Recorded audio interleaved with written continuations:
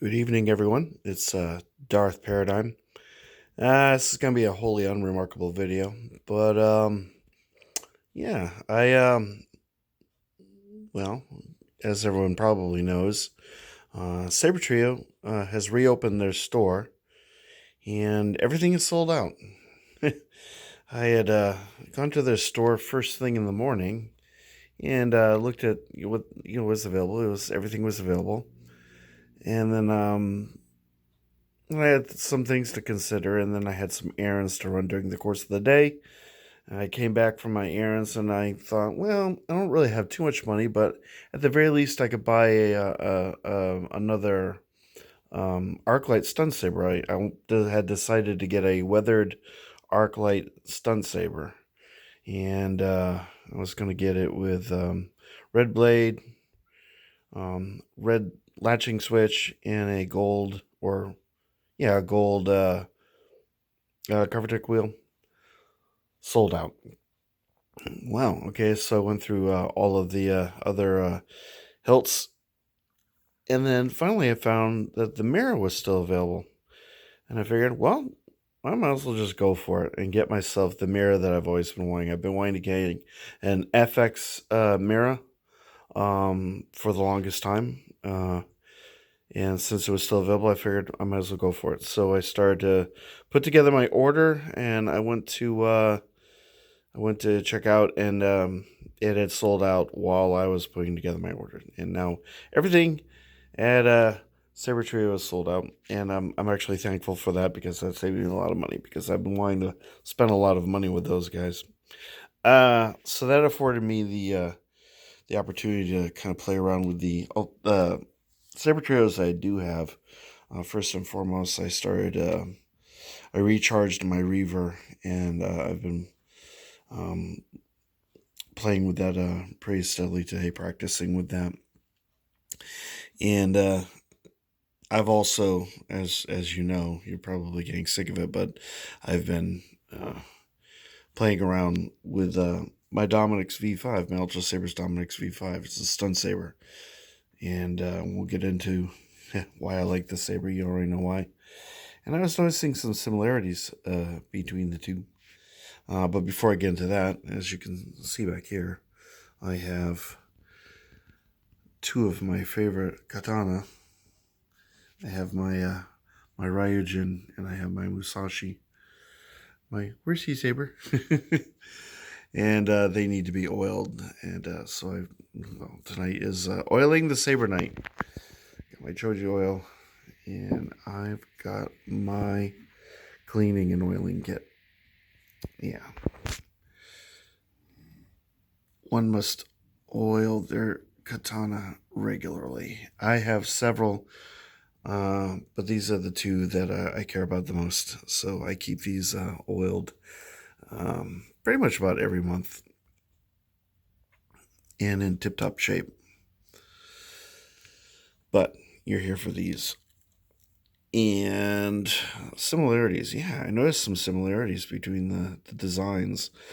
There's no similarities in the electronics, of course, because this is just a stunt setup with a red LED and a anti-vandal switch, battery pack that just has four AAA's. Whereas this is the FX setup. I still don't have a Sabertrio with CFX yet, but I have my Dark Side Vector by Genesis Custom Sabers that has CFX. And to be perfectly honest, I'm a little bit NeoPixeled out, and I'm not in a big rush to get any more of the higher end boards. To be perfectly honest, I'm quite happy with Versos and Pico Crumbles and even the occasional Nano Biscotti V4. I do have, in theory, a Saber coming, which will have a Profi board, but I just opted for a LED setup, and that's all part of my grand experiment that I keep talking about, but I haven't um, unveiled what's going on with that. And To be perfectly honest, the company that I'm dealing with has been providing better customer service than Ultrasabers is currently capable of, and that's quite frankly shocking. All right, on to the similarities. Well, you have two sabers that have claws. They have the claws on this end, 3 by 3, and on this end, they also have claws. Although these are more claws. There's three of them down here.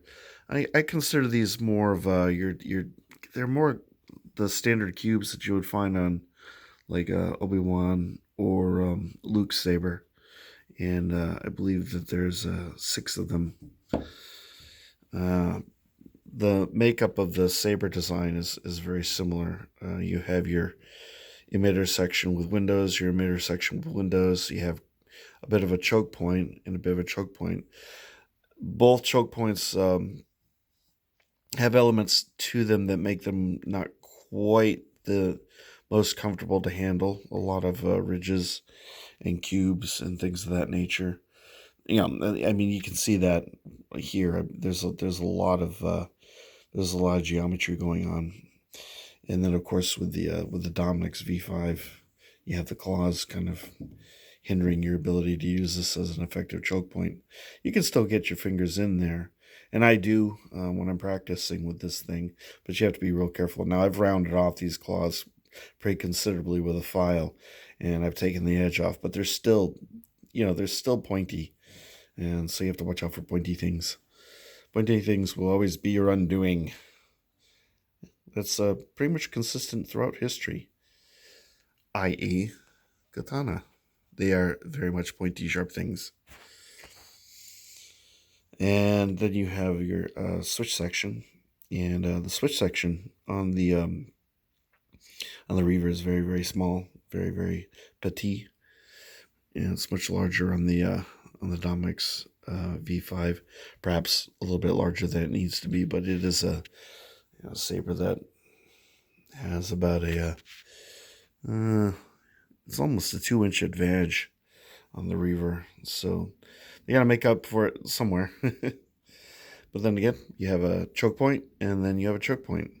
Very, very tactile grip sort of choke point, almost borders on a grenade section type design. And the Reaver has this wonderful concave sort of design, the scallop sort of design that makes it very comfortable here. It's not as comfortable here, but it's definitely comfortable here. Then it gets into kind of, I kind of consider this Saberforge territory as far as design goes. It's Old Republic type of design.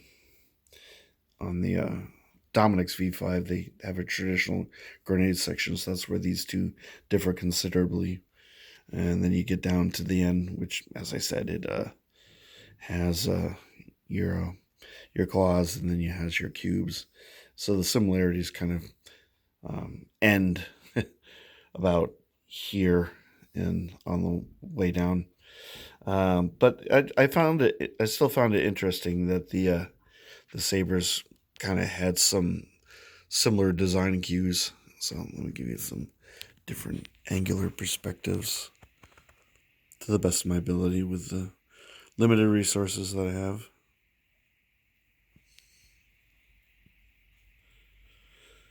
My Reaver has the Pico Crumble FX sabers, the Pico Crumble 2.5, and it utilizes the dark side. So I currently have this saber set to red. I've been feeling much more comfortable with red blades lately. I don't consider myself evil, but I've been leaning towards the dark side. I fall under the category of people that don't necessarily think that the dark side is necessarily evil per se. It can be utilized as evil, but there's a lot of opportunity embracing the dark side limitations that the Jedi had in creativity and forward thinking and personal growth. So I'm finding myself much more comfortable with the dark side, and therefore ergo red blades, as I will demonstrate. I went with a white LED. Whenever you have a saber that's color changing, and the backlit switch doesn't change color to match the color that's selected for the LEDs, I always tend to go with white. Unless you can, have a single LED saber with a matching backlit switch. There's really, I don't know, there's not a lot of point to it. Which is why with a lot of my Ultrasabers, I'll just kind of skip the whole backlit switch, affectation. And just go for the standard, AV.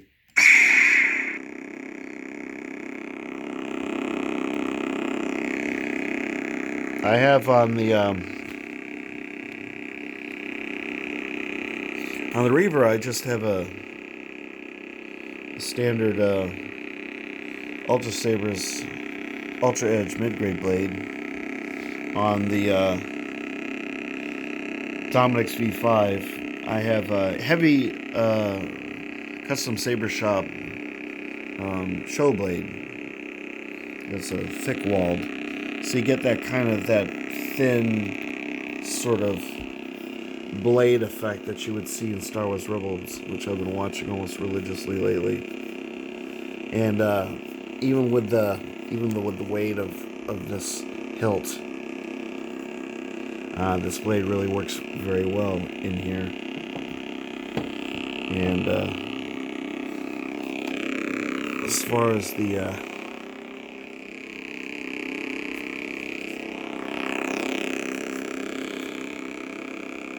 as the blade goes here, there's a 36-inch blade installed.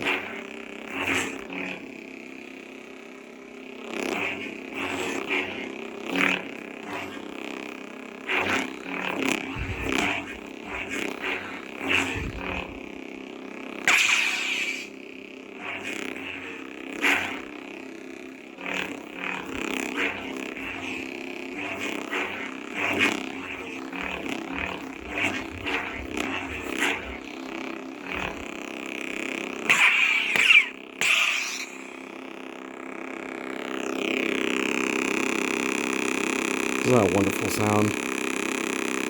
So bassy and throaty and evil. Listen to the ignition.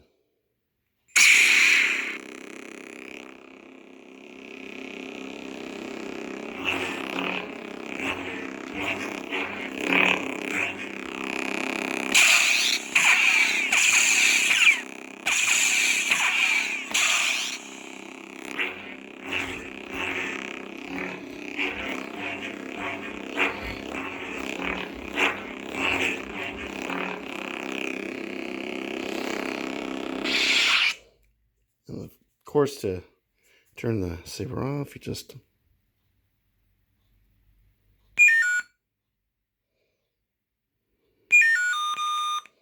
and that puts it into deep sleep. The Reaver has a lithium ion 18650 battery. When you remove the pommel, there's a little chassis in there. You just slide the chassis out. There's a recharge port in the chassis.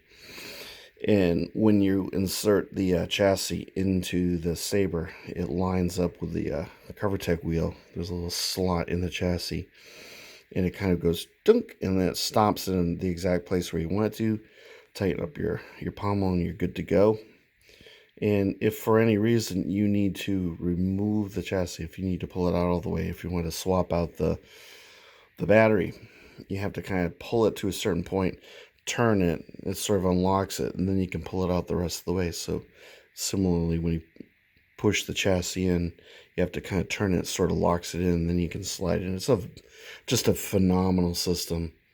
It's simple and it's very, very effective, which is one of the reasons why Sabertrio is such a desirable company to get sabers from, and that's why I can't get any sabers from them. But that's actually okay. I mean, I'm going to need a few months to catch up. The project that I'm currently working on with Blue Force Sabers is going to be a quite a chunk of money, and but in the end, it's 100% going to be worth it. The end result of that experiment is going to be great. So that's kind of two experiments I've got going on concurrently, which is kind of eating up a lot of my resources. But fear not, I have several comparison videos that I've kind of lined up for the next few days, and then on Monday, um, my catalyst should return, so I get to see what a Bane's Heart hopefully is supposed to look like with an actual working flash on Clash.